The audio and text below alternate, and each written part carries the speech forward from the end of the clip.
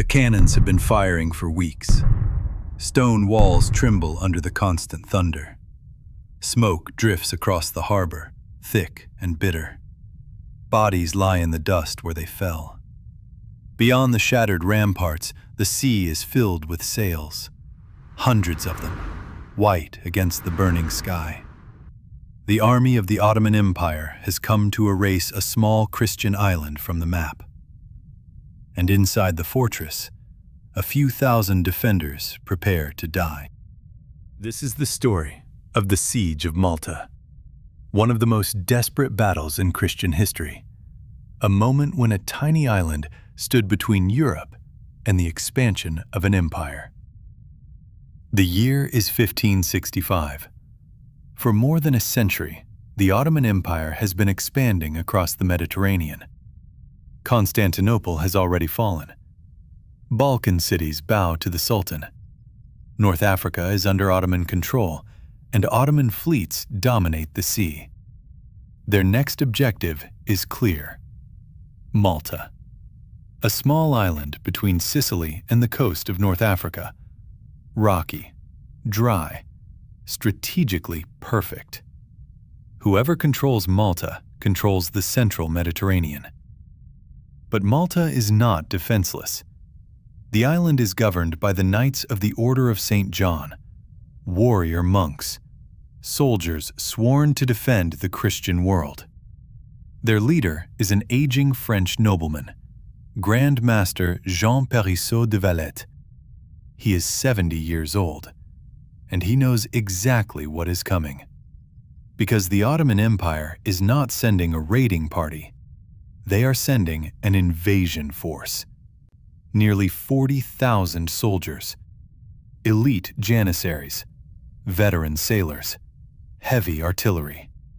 Against them, perhaps 8,000 defenders, knights, Spanish soldiers, Italian mercenaries, and Maltese civilians, farmers, fishermen, men who know the island's stone and dust better than any army.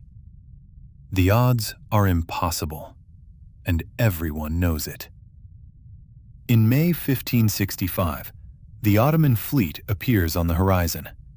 More than 200 ships, galleys, warships, supply vessels. The sea turns dark with sails. Malta watches from the cliffs. The defenders count them silently. There are too many.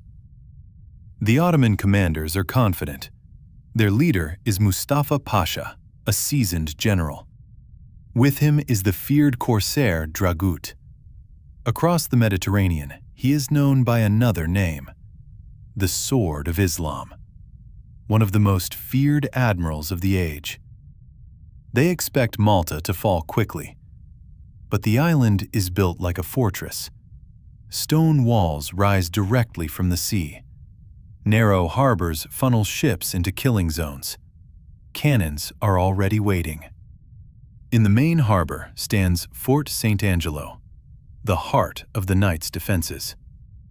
Before the siege begins, Grand Master De Valette makes a decision, one that leaves no room for retreat.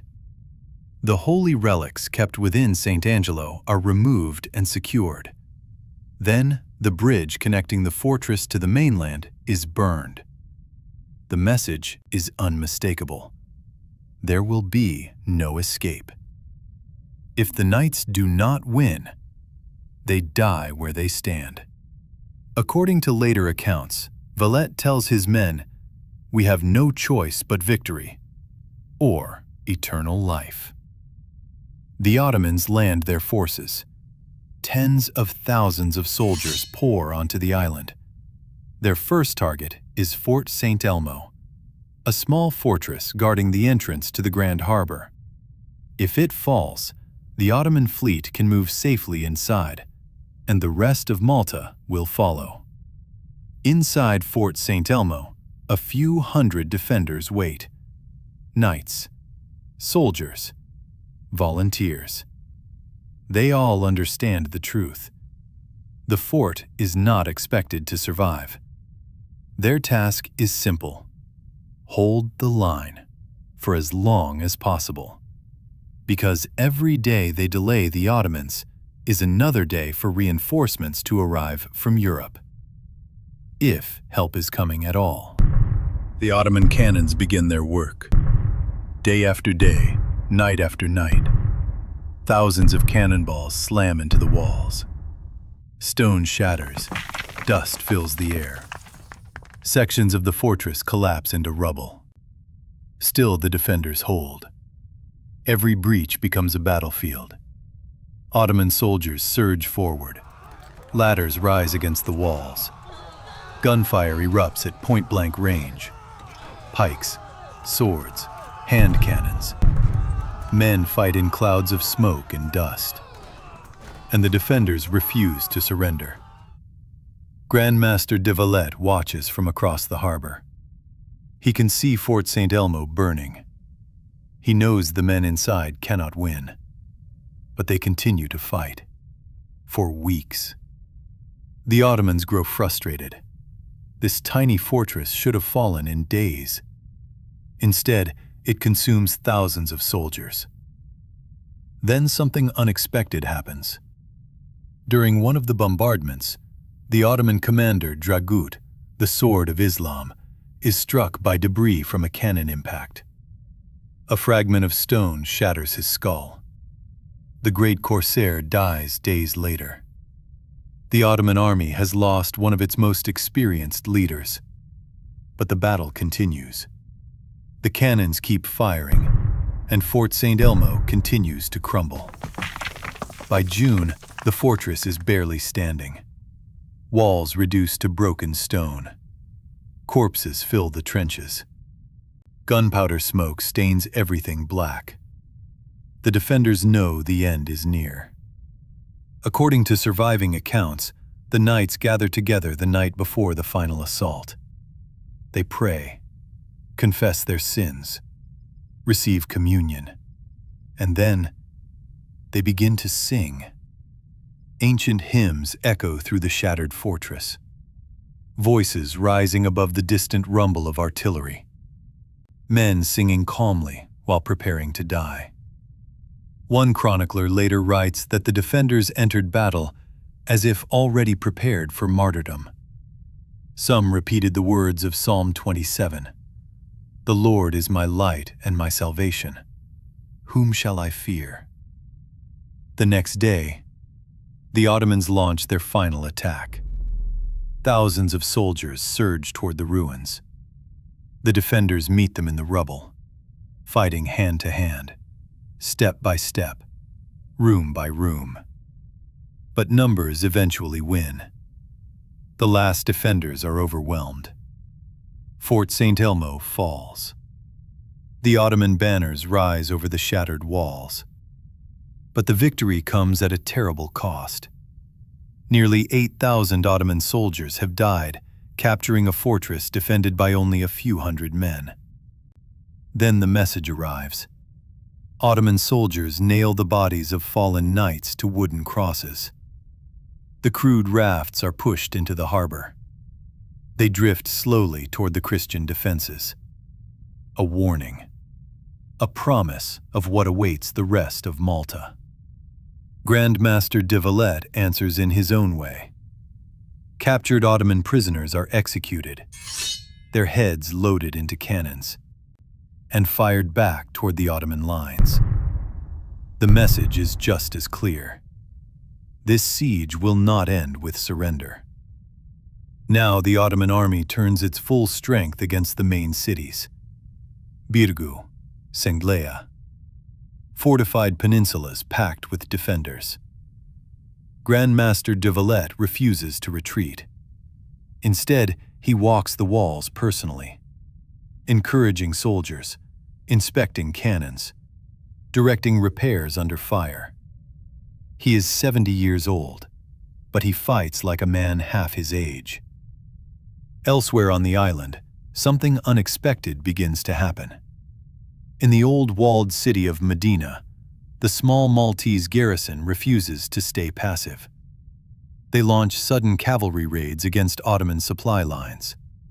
Striking quickly, then vanishing back behind their gates. These attacks create confusion among the Ottoman commanders, forcing them to divide attention across the island. The siege drags on longer than anyone expected. Inside the main defenses, the bombardment begins again. Cannons hammer the cities for weeks. Entire buildings collapse. Food becomes scarce. Water grows foul. Disease spreads through the crowded streets. The Ottoman army launches assault after assault. Wave after wave of soldiers rush the walls. Again and again, they are pushed back. At one point, Ottoman troops nearly capture Sanglea. But Maltese civilians join the fight. Men, women, priests, anyone who can carry a weapon. They fire muskets, throw stones, pour burning oil from the walls. The attack collapses. The defenders hold, but barely. By August, Malta is on the edge of collapse. The defenders are exhausted, their numbers shrinking every day. The Ottoman army prepares a massive final assault. If this attack succeeds, the island will fall. The bombardment begins before dawn. Cannons roar across the harbor, walls crack open, dust clouds rise over the city. Then the attack begins. Thousands of Ottoman soldiers rush forward. Ladders slam against the walls. Explosions shake the streets. The fighting becomes chaos. Smoke, fire, screaming. Master De Valette joins the battle himself, sword in hand, standing among the defenders, encouraging them to hold the line. According to one witness, he shouts, "Fight today for the cross, and tomorrow for heaven." Some defenders repeat the words of Romans 8:31. "If God is for us, who can be against us?" At one point, the Ottomans break through a breach in the wall. Janissaries pour into the city. For a moment, it seems the end has come. But the defenders rally. Spanish soldiers counterattack under Don Garcia de Toledo's commanders, including Ascanio de la Corña. Knights charge into the breach. Street fighting erupts, blade against blade, gunfire echoing through narrow stone alleys. And slowly, the Ottoman advance stops, then begins to retreat. The assault has failed. Again. Weeks later, on September 7th, something appears on the horizon. Sails. But these ships are not Ottoman. They are Spanish. A relief force sent from Sicily by Don Garcia de Toledo. At last, the long-promised reinforcements have arrived. The Ottoman army, exhausted and battered, realizes the moment has passed. They cannot face fresh troops after months of brutal fighting. Even some within their ranks had warned this might happen. Earlier in the siege, a Christian defector from the Ottoman side had slipped across the lines. He warned the knights that the Ottoman commanders expected Malta to collapse quickly. They had not planned for a long war. The order to withdraw is finally given. Ships begin loading soldiers. Cannons fall silent. After 4 months of siege, the Ottoman army leaves Malta. The island survives. The cost was enormous. Cities lay in ruins. Thousands of defenders were dead. But the siege had changed the balance of power. For the first time in decades, the Ottoman Empire had been stopped in the Mediterranean. News of the victory spread across Europe. Malta became a symbol of resistance, a reminder that even overwhelming force could be resisted. Master De Valette would not live much longer. But before his death, he began building a new fortified city on the island, a city that still stands today. It would be named Valletta, in his honor. Historians still debate how decisive the siege truly was, but one truth remains clear. On that small island in 1565, a few thousand defenders held their ground against one of the most powerful empires in the world. Stone walls collapsed, cities burned, and yet the line held. When the moment came, they stood up. One day, every generation faces its own test. And when that moment comes, will you? If you want to see the stories of the Bible brought to life with the same cinematic detail you see on this channel, check out our Illustrated Bible. We've paired epic visuals with concise summaries of every book, making the history of the Word accessible for this generation. It's the ultimate companion for your study. Available now on Amazon from the Vinedresser Press.